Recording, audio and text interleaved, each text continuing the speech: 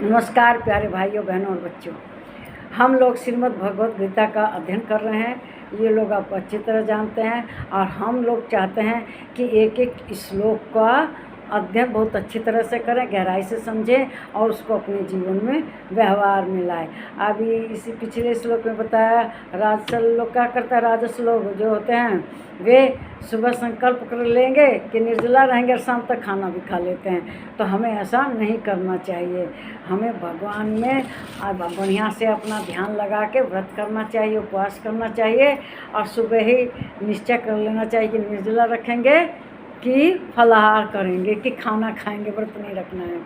तो श्रीमद् भगवत गीता के अध्याय 18 के श्लोक 9 में श्री कृष्ण भगवान अर्जुन से कहते हैं, क्या कहते हैं, कार्यमित्येव यत् कर्म नियतं क्रियते अर्जुन संगम त्यक्ता फलम चेत् स त्यागः सात्विको मतः।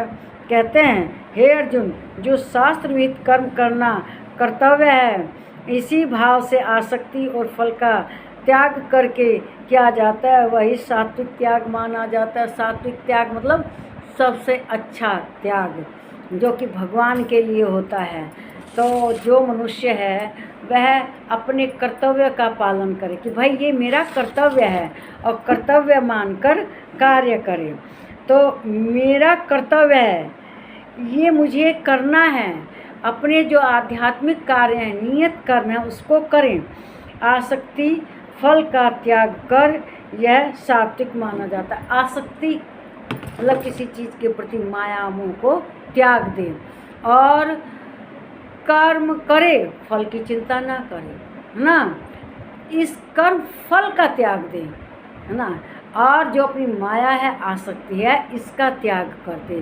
तो हे अर्जुन, अपना कर्तव्य शास्त्र अनुसार करना चाहिए, नियत कर्तव्य करने चाहिए, यज्ञ दान तप वगैरह करने चाहिए, इन्हें नहीं त्यागना चाहिए। और कर्म फल की कामना का त्याग करें। कर्म कर रहे हैं, उसका फल, इस कामना का त्याग करते हैं, तो यह त्याग क्या कहलाएगा, सात्विक त्याग कहलाएगा।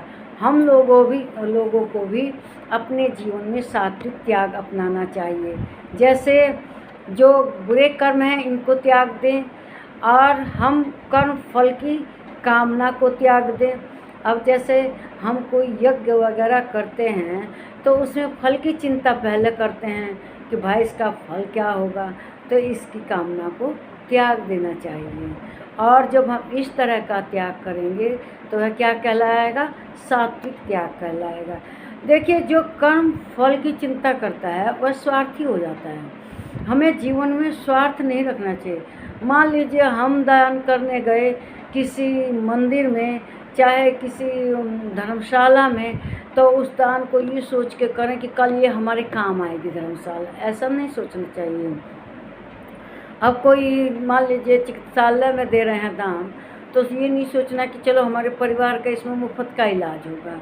ये सब कामना नहीं करनी चाहिए, बल्कि हमें हर कर्म को उसके फल की चिंता के बिना ही करना चाहिए। कई बार चाहे शुरू में श्री कृष्ण भगवान ने कहा है कर्म करना चाहिए लेकिन उसके फल की चिंता नहीं। सीधे कहा, कर्म किए जब फल की चिंता मत कर इंसान, जैसे कर्म करेगा मानो फल देगा भगवान। तो ये तो सत्य है।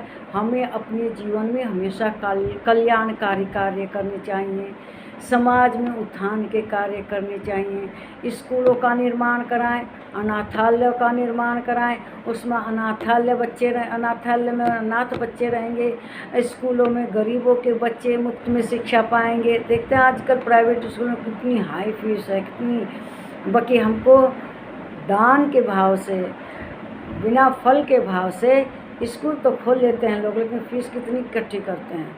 जबकि स्कूल खोल लेते हैं तो उसमें गरीबों का कल्याण के लिए खोलना चाहिए कि गरीबों के बच्चों को ट्यूशन वगैरह की सुविधा नहीं मिल पाती, उन्हें अच्छी तरह से पढ़ाई मिल सके। गरीबों की कन्याओं का विवाह करवाएं।